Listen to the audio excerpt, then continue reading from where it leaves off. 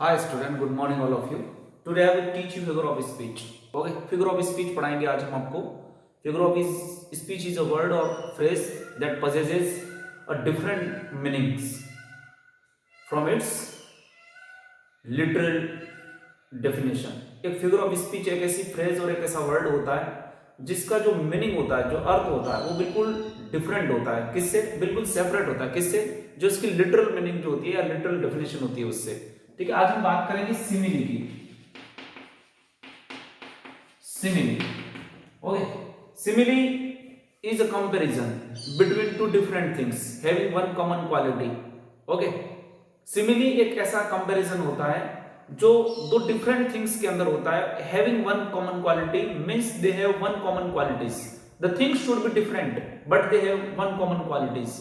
Okay, दो वस्तुओं के बीच में ऐसा कंपैरिजन जो कैसा हो, जो दोनों जो थिंग्स होती है वो डिफरेंट होनी चाहिए, लेकिन उन दोनों थिंग्स के अंदर जो क्वालिटी होती है, वन क्वालिटी जो होती है वो कॉमन होनी चाहिए. उसको बोलते हैं हम सिमिली. अगर हम इसकी डेफिनेशन लिखें सिमिली की, तो सिमिली की डेफिनेशन कुछ इस तरह से होगी कि simile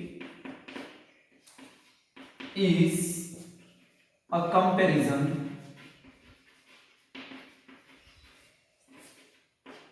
between two different things.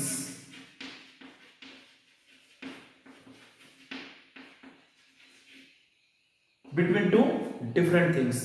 Simile is a comparison between two different things.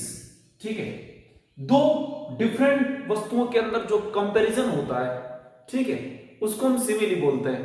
One thing is clear that things should be different. ठीक है, two things should be different. हम दो सेम चीजों के अंदर कंपैरिजन अगर करते हैं तो वो सिमिली के अंदर नहीं आएगी. वो कंपैरिजन जरूर होगा लेकिन सिमिली नहीं होगा. हमारी जो सिमिली होती है वो दो डिफरेंट थिंग्स के अंदर होती है. ठीक है, कंपैरिजन. नेक्स्ट क्या होता है? Having one common quality. One common quality. Okay, उन डिफरेंट थिंग्स के अंदर जो डिफरेंट चीजें होती है, दो चीजों के अंदर अगर आप कंपेयर कर रहे हो तो दोनों चीजें अलग अलग तरह की होनी चाहिए. अलग अलग तरह की से मेरा मतलब है कि अगर कोई ह्यूमन बीइंग है तो दूसरा कोई एनिमल होना चाहिए. ठीक है, इस तरह से दो डिफरेंट थिंग्स के अंदर जब आप कंपैरिजन करते हैं और उन दो डिफरेंट थिंग्स के अंदर जो कॉमन क्वालिटी है उसका कंपेयर करते हो आप, तो उसको कहते हैं simile. Okay, and simile always introduced by word like और एज. सिमिली जो है वो like, as, so as, such as, इस तरह के वर्ड जो होते हैं उसके अंदर जो होते हैं वो उससे आइडेंटिटी कर पाते हैं हम उसकी.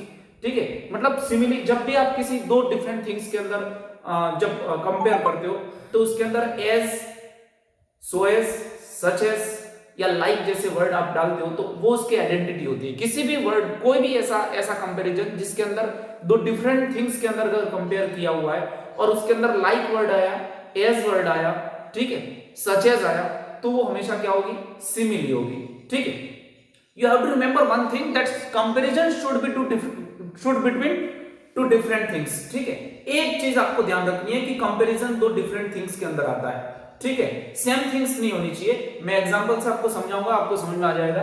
आप चाहे तो इस डेफिनेशन को लिख सकते हैं कि simile is a comparison between two different things having one common quality.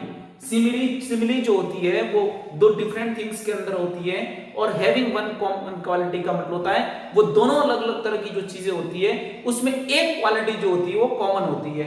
ठीक है, आप आगे फिर लिख सकते हैं. इसको लिखने में आगे लिखवा देता हूं. ठीक है, आगे हम लिख सकते हैं it is introduced by word as, like, such as. Okay, आप मैक्सिमम टाइम्स एज और लाइक देखेंगे या एज देख सकते हैं आप. सच एज बहुत कम आता है, एज देख सकते हैं आप. ठीक है, जब दो डिफरेंट थिंग्स हो और उसके अंदर इंट्रोड्यूस्ड का मतलब होता है इसके अंदर जो है दो चीजों के बीच में जब कंपेयर किया जाता है तो उनको कंपेयर करने के लिए आप एज वर्ड का यूज करेंगे, लाइक वर्ड का यूज करेंगे, सच एज का यूज करेंगे या एज का यूज करेंगे। ठीक है, तो वो होगा सिमिली। क्या होगा? सिमिली होगा। हम अब इसका एक एग्जांपल भी ले लेते हैं कि क्या होता है एग्जांपल। देखो आप किस तरह से दो डिफरेंट थिंग्स में अपन कर सकते हैं, सिमिली कर सकते हैं, मतलब सिमिलिटी मतलब जो उसके अंदर समानता बता सकते हैं दो अलग अलग चीजों के अंदर। ठीक है, मैं कहूं my brother is as agile as monkey. Okay, my brother one thing, okay, and other thing is monkey. ठीक है, दो डिफरेंट थिंग्स हो गई। This is human being and this is animal and I have compared both. दोनों को मैंने compare किया। ठीक है, और कंपेयर में क्या चीज कॉमन डाली मैंने? एजाइल। ठीक है, मेरा भाई उतना ही एजाइल है जितना मंकी। एजाइल का मतलब फुर्तीला होना किसी काम के अंदर। ठीक है, तो ये जो चीजें हैं वो इस तरह से आपको ध्यान में रखना है। यदि आपने यहां माय ब्रदर डाला और यहां पे कोई दूसरा जैसे किसी व्यक्ति का दूसरे व्यक्ति का नाम डाल दिया तो वो फिर कंपैरिजन नहीं होगा, वो कंपैरिजन होगा बट सिमिली नहीं होगी। ठीक है, सिमिली दोनों डिफरेंट थिंग्स होनी चाहिए। अगर आप ह्यूमन बीइंग की और किसी एनिमल की अगर आप कंपेयर कर रहे हो तो उसके अंदर वन थिंग जो होती है वो कॉमन होनी चाहिए। एक और आपको मैं बता देता हूं कि एक और इजी एग्जांपल बता देता हूं। मैं अगर लिखूं Maharana Pratap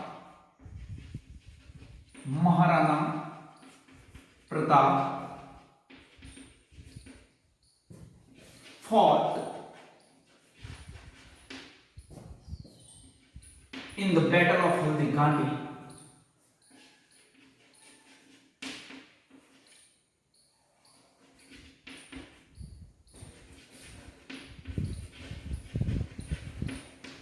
Like a lion.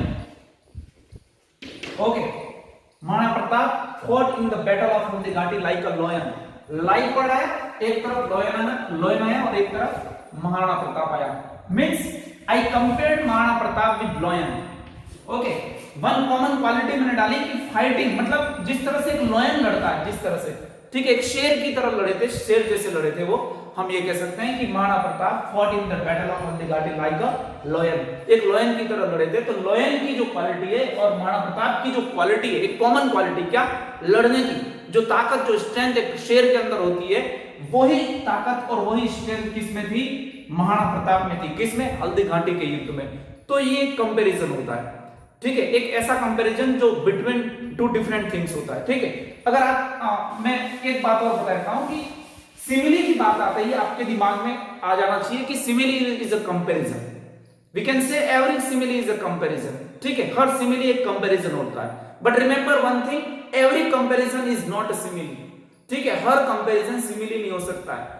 Her simile comparison हो सकती है लेकिन हर कंपैरिजन सिमिली नहीं हो सकता, because simile should be in two different things. ठीक है, सिमिली जो होती है वो दो डिफरेंट थिंग्स में होती है और कंपैरिजन जो होता है वो किसी भी थिंग्स में हो सकता है, डिफरेंट भी हो सकता है, सिमिलर भी हो सकता है। अगर मैं कोई सेंटेंस ऐसे लिखता हूं, ठीक है, कि सुमन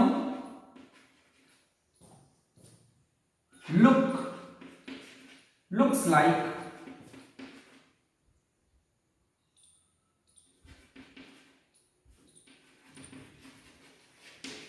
ऐश्वर्या राय।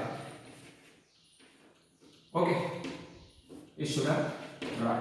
अब सुमन की जो लुकिंग है वो मैंने किसके साथ कंपेयर की? ऐश्वर्या राय। अब दोनों क्या है? Suman is girl and Aishwarya is also girl.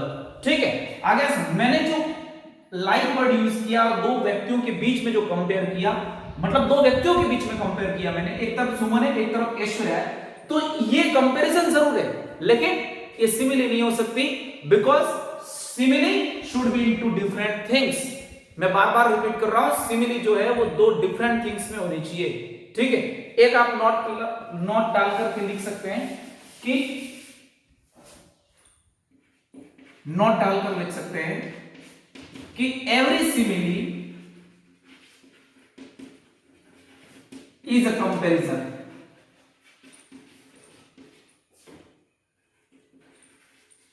Every comparison, but every comparison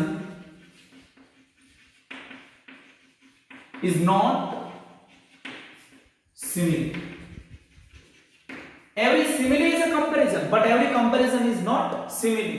ये ध्यान रखो आप कि हर सिमिली कंपैरिजन हो सकती है, लेकिन हर कंपैरिजन सिमिली नहीं हो सकता है, क्योंकि सिमिली जो है वो तो डिफरेंट थिंग्स में होती है, सेम थिंग्स में सिमिली नहीं हो सकती है। एक और एग्जांपल हम सिमिली का लिख सकते हैं,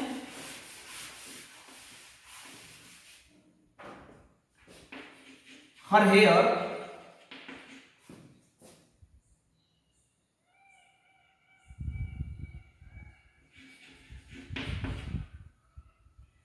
looks, सॉरी एक और हम लिख सकते हैं,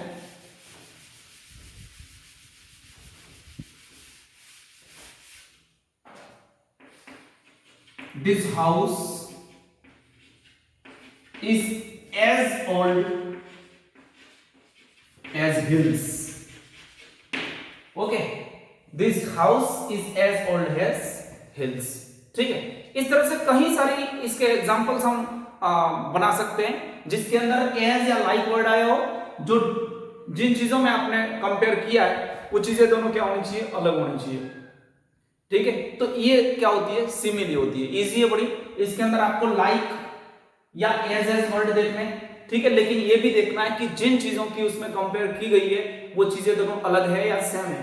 ठीक है, अगर सेम थिंग्स कंपेयर की गई है देन वो क्या नहीं होगी, सिमिली नहीं होगी। आपकी सिमिली दो डिफरेंट थिंग्स में होनी चाहिए। I am repeating again and again, remember. Okay, याद रखो इस चीज को कि सिमिली दो डिफरेंट थिंग्स में होनी चाहिए, उसके अंदर एज लाइक और एज वर्ड आना चाहिए, वो होती है सिमिली। ठीक है, आगे अब हम बात करेंगे मेटाफर की। किसकी बात करेंगे?